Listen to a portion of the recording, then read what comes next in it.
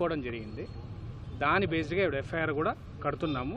After that investigation start చేస్తామండి. ఇప్పటికే ఎవరెవరు తప్పు చేశారు ఏందనేది మనం ఇప్పుడే చెప్పలేము. ఇన్వెస్టిగేషన్లో ఖచ్చితంగా తేలుతుంది. మొత్తం అఫెన్స్ ఎక్కడ జరిగింది అనేది కూడా ఇంకా క్లారిటీ రావాలి మనకి.